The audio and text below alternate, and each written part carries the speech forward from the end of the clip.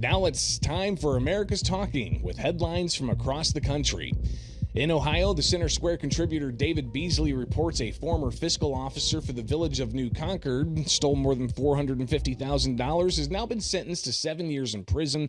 State launching an investigation after being contacted by village officials who were contacted by a bank, saying that there was questions about a long dormant village account.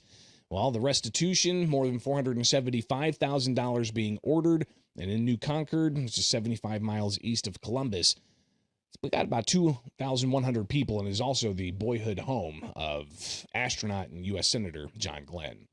In New York, drivers paying some of the highest car insurance rates already, over $4,000 annually. That's nearly $1,500 more than the national average.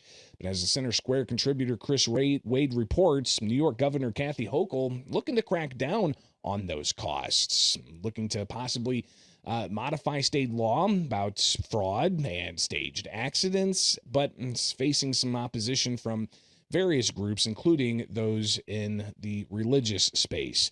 The plan looks to tackle some of which is requiring legislation to strengthen state regulations, ramp up investigations, and more, but you've got a coalition of religious leaders saying that the proposed changes, if they're approved by the legislature in New York, would, quote, protect large insurance companies and corporate platforms while shifting the financial consequences of injury onto the victims. In California, the Center Square's Madeline Shannon reports top officials from both of that state's university systems testifying that federal budget cuts are going to impact research and operations. They're praising Governor Gavin Newsom's budget. Now, the money supports not just research at the University of California campuses. University officials say it also pays salaries for research employees, graduate students, and technicians. More than $1 billion in research money could be impacted by those federal cuts that was found in H.R. 1 from last year, the so-called One Big Beautiful Bill Act. According to California State University study, more than 210,000 jobs are paid for by taxpayer dollars in the university system.